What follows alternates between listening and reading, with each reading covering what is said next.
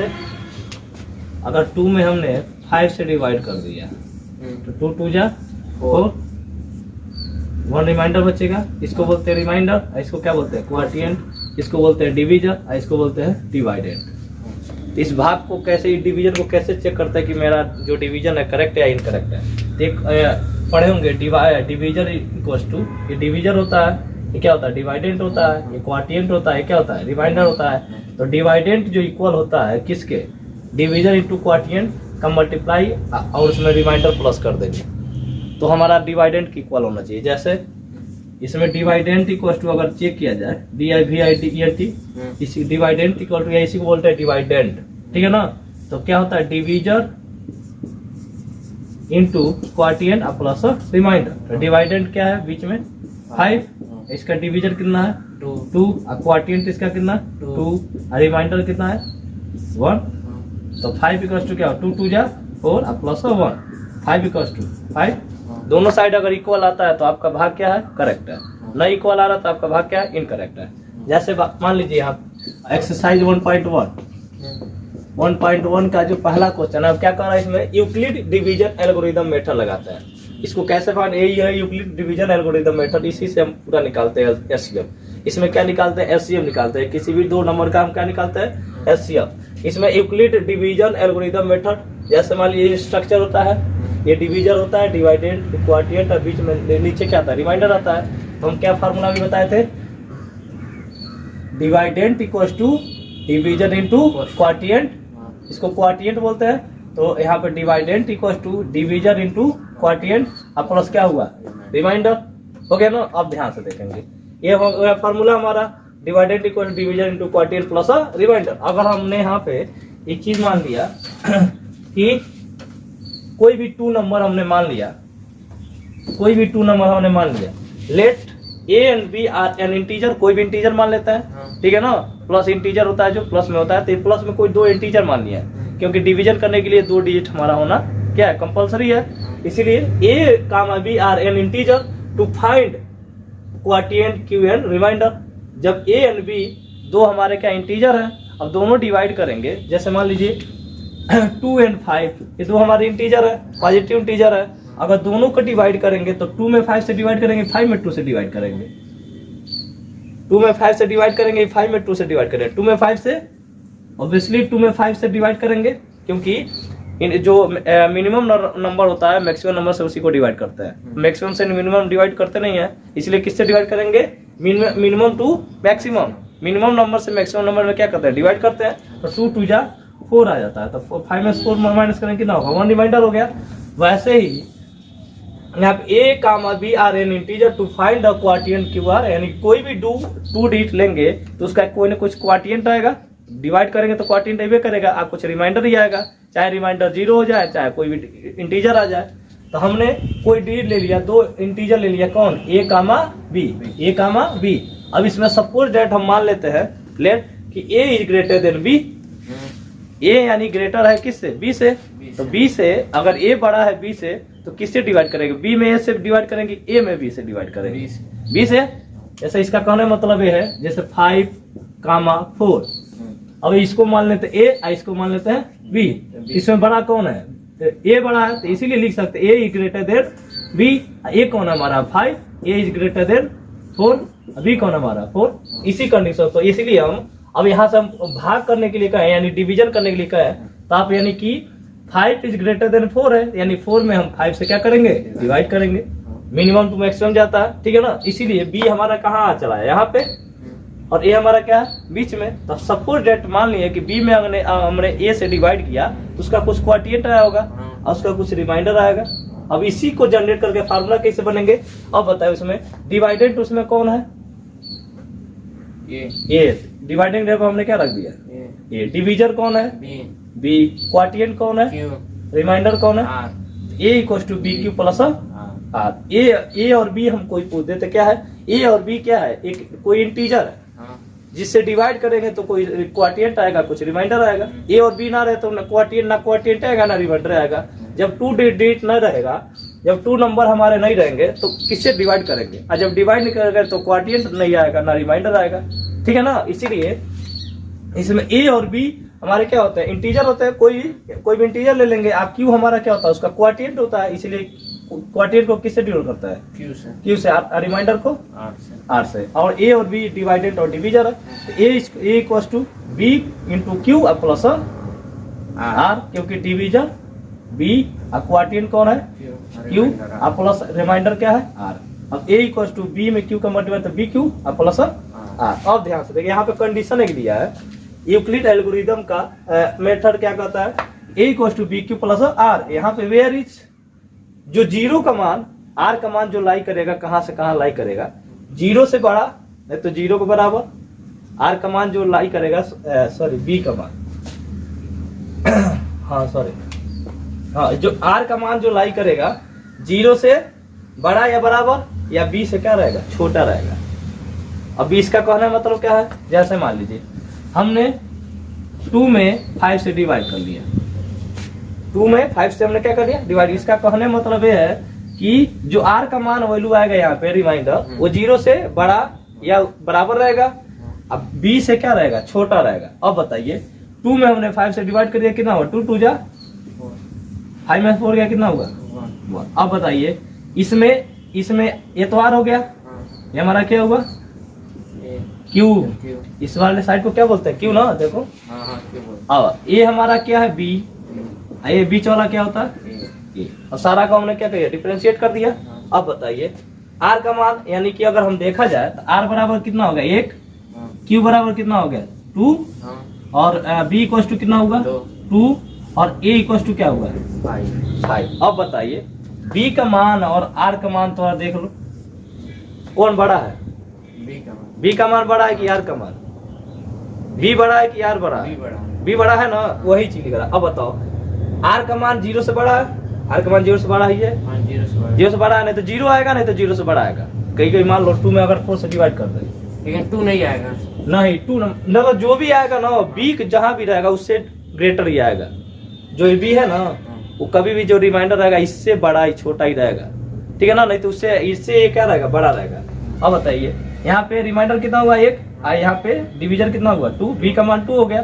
तो बताइए B is greater then 1 है कि नहीं, इसका मतलब वही कर रहा ना कि आर जो है तो बी से छोटा है, तो बी आर से क्या है बड़ा है। ये नहीं कहना मतलब यहाँ से इसका साइन का मतलब क्या होता है, R is less than B या B is greater than R, ये कहता है। तो वही बताना है कि बताइए आर का मान देखो 0 से बड़ा है, 0 बड़ा, और 2 में 4 से 2 2 जा 4, यहाँ पर रिमाइंडर 0 हो गया। अब आर तो 0 के बराबर हो गया, आर तो इससे छोटा ही है, बी से इससे छोटा आएगा कभी भी, जो यहाँ डिवीजन रहेगा ना हमें भी कभी भी रिमाइंडर उससे छोटा ही आएगा, समझ रहे हो ना। कभी भी भाग करना रिमाइंडर हमेशा छोटा ही रहता है, क्योंकि शेष भाग होता है, किसी भी नंबर का डिवाइड करते हैं उसका शेष भाग बचता है। तो जो जैसे मान लीजिए हमने डिवाइड कर दिया ऐसे 7 में 15 से डिवाइड कर दिए, तो 7 2 जा 14, 5 में 4 करेंगे कितना होगा। अब बताइए ये बी है, ये आर है, तो बी और आर में कौन है, तो बी और आर में हमारा देखेंगे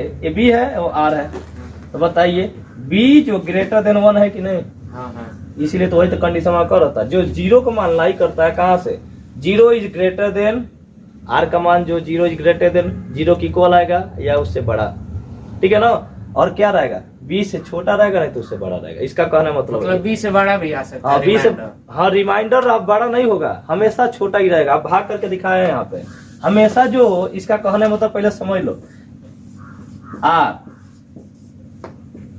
जो हमारा कह रहे हैं आर का मान कहाँ कहाँ से लाई करेगा, 0 से बड़ा या नहीं तो बराबर रहेगा।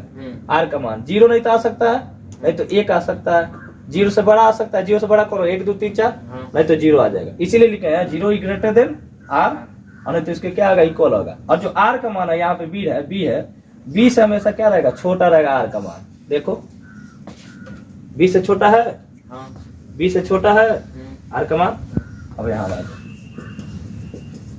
7 2 जा, बी से छोटा है, ये 7 है तो ये 1 है, तो छोटा नहीं यार। तो हमेशा कभी भी रिमाइंडर जो होगा डिवीजन से क्या रहेगा छोटा रहेगा, ये हमारे कहने मतलब होता है, ठीक है ना। जैसे आपका पहला सवाल है, पहला चैप्टर का पहला सवाल, ये समझ में आया कि नहीं, बताओ कैसे फार्मूला जनरेट हुआ है, आया ना। इससे हमेशा ये साइड वाला बी रहेगा, ये बीच में ये इसका कुछ क्वाटिएंट, बीच में नीचे रिमाइंडर रहेगा, ठीक है ना। ये चीजें होता है, इसी को बोलते हैं एक सवाल बस सीखना है, ठीक है ना। इसमें एक सवाल सीखना है आपको, पूरा आपको अपने आप से करना है, ठीक है ना। बस डिवीजन आना चाहिए, डिवीजन तो एकदम आता होगा, ठीक है ना। तो जैसे इसमें कह रहा है use Euclid's division algorithm to find the HCF. इसमें एचसीएफ निकालना है। अब किसका यूज करना है? यूक्लिड डिवीजन एल्गोरिथम का। और यूक्लिड डिवीजन एल्गोरिथम क्या होता है? A equals to B Q plus R, जहाँ आर की वैल्यू कहाँ से लाई करती है? जीरो से क्या हो जाएगा? बड़ा, और बी से हमारा क्या रहेगा? छोटा रहेगा। लेस देन बी से क्या रहेगा? छोटा रहेगा हमारा, समझ रहे जी। अब ध्यान से देखेंगे, यूज यूक्लिड डिवीजन मेथड, यानी यही हमारा होता है, इसका यूज करना है, ठीक है ना। तो यूज कैसे करेंगे हम? पहला दिया है 135 एंड 225 का एलसीएम निकालना है। किसका यूज करना है? यूक्लिड एल्गोरिथम का प्रयोग करना है, ठीक है ना जी। तब बताओ 135 एंड 225, तो 135 का 225 लिख सकते हैं। अब देखिए इसमें इसी चीज को एक्सटेंड कर सकते हैं, ऐसा लिख सकते हैं इस चीज को। अब बताइए 225 ग्रेटर देन 135, बड़ा है कि नहीं? अब जो बड़ा है उसको क्या मान लेते हैं? ए, और जो छोटा है उसको क्या मान ले? बी। तो यहाँ पे स्ट्रक्चर हमारा कैसे बन गया? अब किससे डिवाइड? इससे डिवाइड करेंगे, किससे? इसमें। तो बी में हम किससे डिवाइड करेंगे? ए से। तो बी हमारा क्या है? देखो 135, और ए हमारा क्या है? 225। अब डिवाइड बन गया। अब हमको क्या करना है? डिवाइड करना है।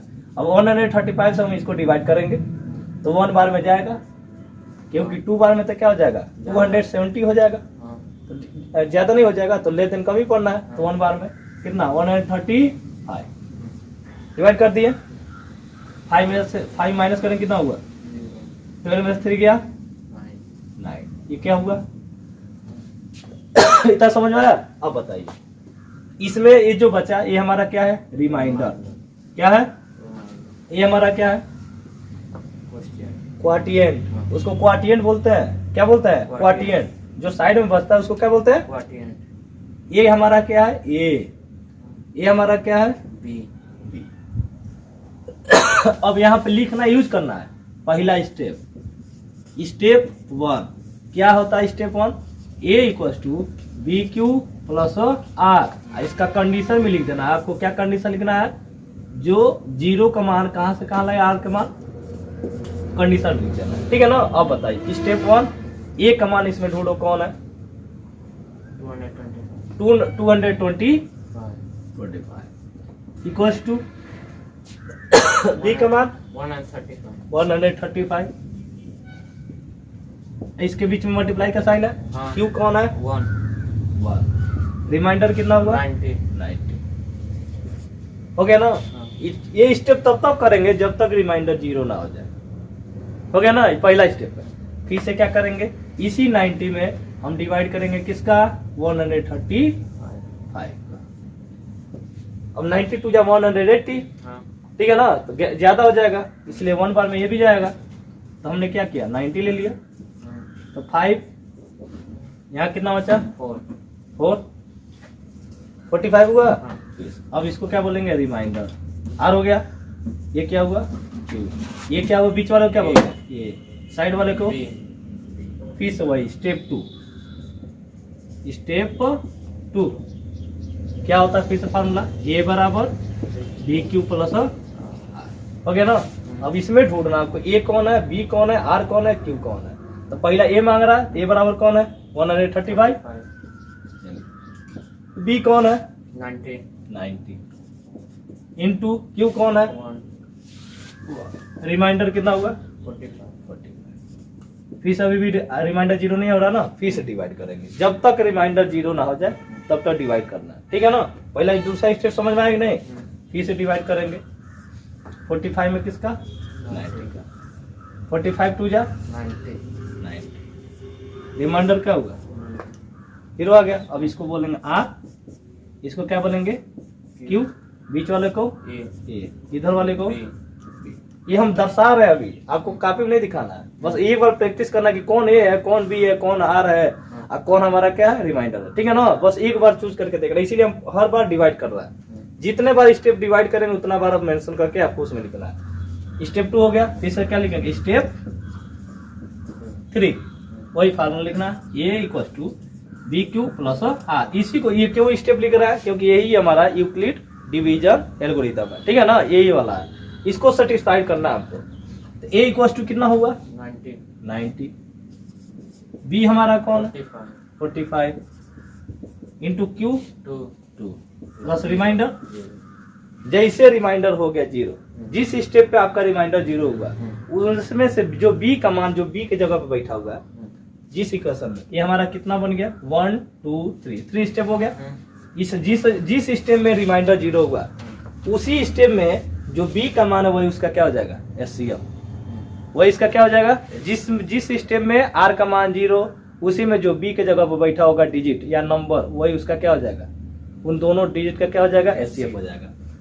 तो एक और आता ना 135 और 225 का एचसीएफ क्या होगा, किसका यूज करने के लिए, यूक्लिड डिवीजन एल्गोरिथम का। तो हमने यूक्लिड डिवीजन एल्गोरिथम का क्या किया, यूज किया। तो हमने डिवाइड किया तो रिमाइंडर क्या हुआ, 3 स्टेप जाते जाते क्या हुआ 0 हुआ। अब इसके आगे डिवाइड जीवे नहीं करेगा क्योंकि 0 में फिर से डिवाइड करें तो क्या होगा इनफाइनाइट तक जाएगा ना।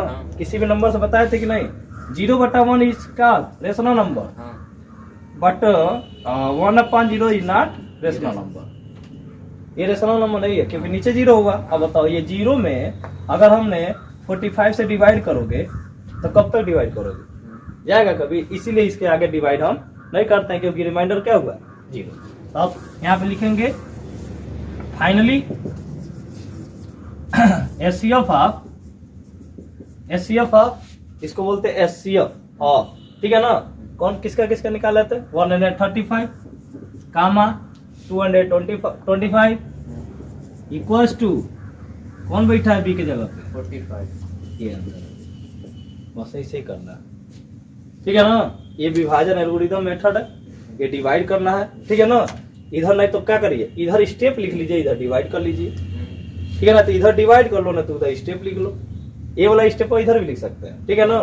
जैसे यहाँ पे अगर हमने लिख दिया इधर डिवाइड कर लो और ऑटोमेटिक एक साइड डिवाइड करिए एक साइड स्टेप लिख लो, ठीक है ना। जिसमें से जो स्टेप डिवाइड कर रहे हो स्टेप पहले एगो फाइनल करके फिर से डिवाइड करना है, फिर से स्टेप को फाइनल करके फिर से डिवाइड करना है, ठीक है ना। ऐसे करते करते कब तक जाना है, जब तक रिमाइंडर हमारा 0 ना हो।